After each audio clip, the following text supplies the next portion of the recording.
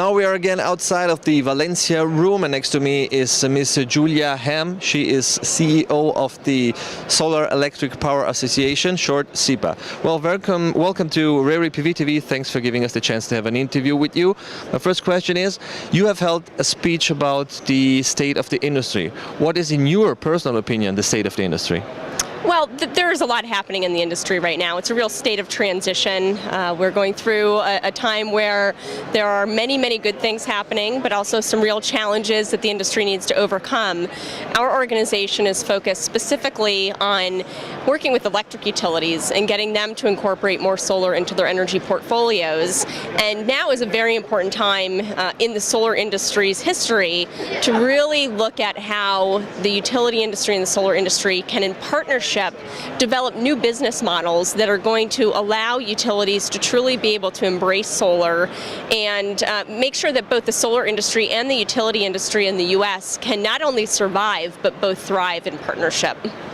You have not only held a speech, you also have hosted an interesting and as well entertaining Q&A session. What is your personal outcome of this session?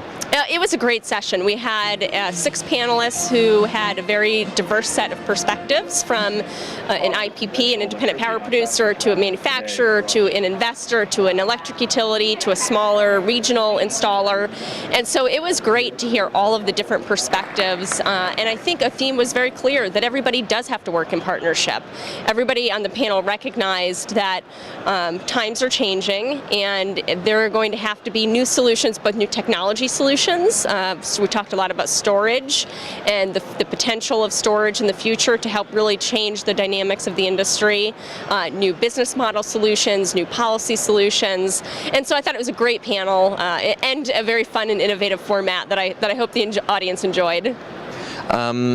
Former US President Bill Clinton is holding a keynote the day after tomorrow. What do you think he's going to tell us?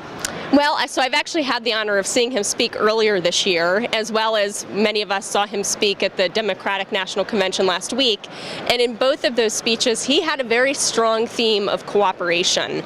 So I expect that he is going to be I happen to know he is very knowledgeable about the solar industry. He knows his facts and figures. So I expect he is going to speak very directly to the solar industry about what's happening within the industry and about how, through cooperation, the industry can really become a much stronger force in the overall energy space. And what are your personal expectations for SPI 2012? Well, it's already off to a great start. Very exciting. This is our first time in Orlando to bring the show to Florida. The good news is the show has gotten so large that there are very few cities in the U.S. that can host the show anymore.